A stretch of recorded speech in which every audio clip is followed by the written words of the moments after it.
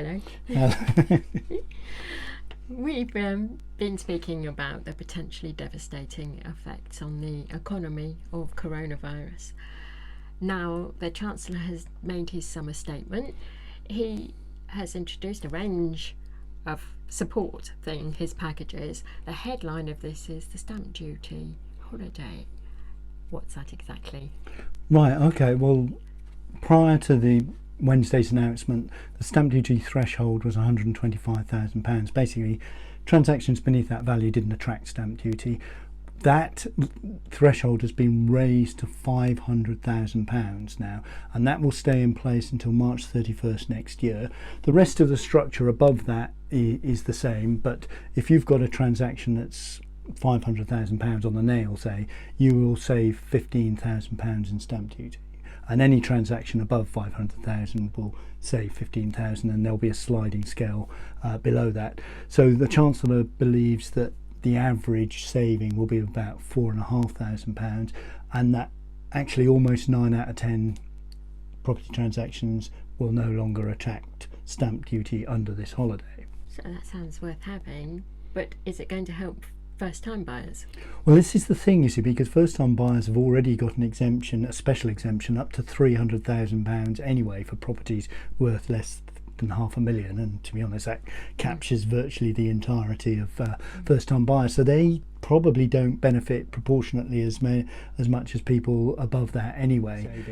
Added to which, generally they're more reliant on high loan-to-value mortgages, 90% loan-to-value mortgages, and at the moment, the best 2-year fixed deal, say, for a 60% loan-to-value mortgage is 1.09%. If you want a 90% loan-to-value, you have to pay 2.14%. So you're being punished. I mean, you always do get punished for higher loan-to-values, but there's quite a, basically the rate is more than double, or is roughly double. If you've only got a 10% deposit versus a 40% deposit. Yeah. So of course lots of people who are first-time buyers have to go down the shared ownership route. Yes, What's that's right. The situation Well, with there's a little tips for you here. Move closer. But with shared ownership, you do get the option to either pay it all up front or pay it as you increase your share of the property. But it might be worth exploring the option of paying it all up front if it's covered by this £500,000 stamp duty holiday, because that will mean legally you've paid your stamp duty, but the rate will be zero for this period. So it covers you just in case they change the rules during the process of you building up your share in the property. So it's worth inquiring about that. Yeah. So what do you see as the main issues of the stamp duty holiday? Yeah, well, this is it. I mean, the logistics are bad at the best of times, sort of conveyancing. The agencies themselves are lacking capacity, and of course mortgage lenders are lacking capacity there. So things like putting together leaseholder packs, we've heard of people having considerable delays just on that, even before COVID meant that fewer people could work in offices and people were off sick or off shielding and all the rest of it. So yeah, that's going to be a very significant issue there. Yeah, there's always been a bit of a bottleneck, hasn't there, in terms of conveyancing in particular, in our experience. Yeah. So how about mortgages? How easy are they going to be to get? Well, mortgages, were basically taking a very long time even before the pandemic. And they take an age anyway, and so from a time perspective that's going to be a problem. The other thing to bear in mind as well is that we've seen and heard of examples where people had agreements in principle for their mortgages, so quite naturally they then went off, tried to find the property they wanted, and they got everything agreed, go back to the mortgage company, say, look, we found this property, and all of a sudden they don't fit the criteria. Because you may remember a few shows ago we talked about people having credit cards withdrawn. Basically, because the economy's entered recession, it means the official forecasts underlying all the credit models that the lenders use and regulators use as well have been changed. So banks are much less willing to advance credit to people. So a lot of people have found that although they had agreements in principle initially, those weren't followed through with mortgage offers. And it's also worth bearing in mind that if you're taking a mortgage holiday, lenders really aren't very keen on that. So if it won't necessarily count against your credit score, but they will take it into account, or most of them will. So is there going to be very much benefit to the building industry in particular, and all of the housing industry?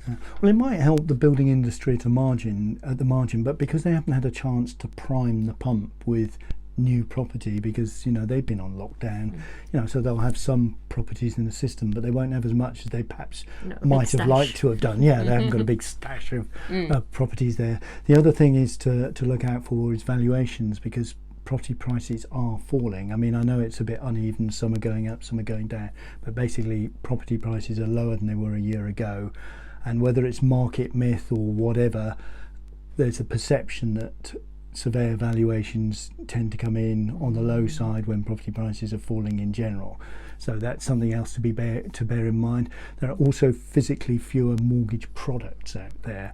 As soon as the pandemic struck, a lot of the more attractive mortgage deals were withdrawn from the market, and they're only very slowly being replaced, and they're tending to be replaced with more expensive products. And we're also finding that even with existing mortgages, some of them are nominally trackers, but not actual base rate trackers, and people came to find out the difference this time around. So if you had a mortgage that was a base rate tracker, following the Bank of England base rate, you would have benefited from the 0.65% of base rate cuts we've had since the pandemic. But there are certain products that are sold as variable rate mortgages that historically have tracked the base rate, but now have stopped doing so. The Coventry's flex mortgages are a very popular line of mortgages, and they broke their link to the base rate and didn't pass on either of the two last interest rate cuts. Nothing's set in stone, is it? No. I suppose the other thing is this any good for buy-to-let investors? Right, yeah. Some people have been sort of portraying this as this is only benefits buy-to-let investors.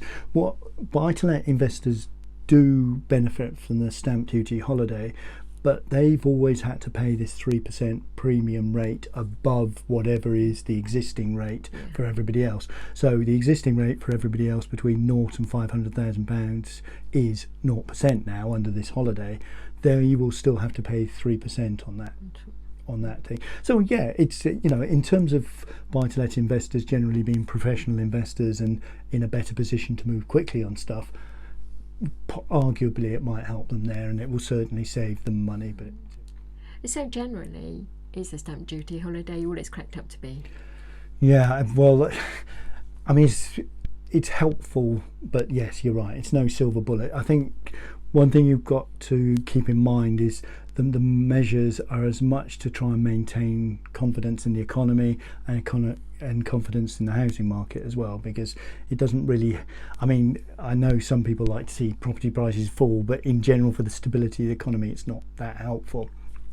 So that's what they're going for. But as an individual, should you rush in and buy now, it's not clear cut that you should, because basically you might be better off saving a bigger deposit so you can get a lower loan to value mortgage and get a better mortgage rate. And you might find that we have a rerun of what happened in the late 1980s, and we remember that, even if you guys are too young for this. But basically what they did was they fiddled around with tax relief, which caused everybody to rush to buy before the deadline changed, and the market went up and up and up, and as soon as you got to the deadline, bang. And more than a few people have already been saying, well, what happens if we have a similar sort of tax cliff this time around? So that's something to bear in mind. So you might actually save more by buying a property more cheaply, but with the increased stamp duty after March 31st next year. So don't panic, really. No, don't panic. I mean, if something comes up that you fancy and it's a good price and you can get everything agreed, great, go for it. But don't panic. There's good news. The good news, all those people who had their transactions put on hold by the pandemic.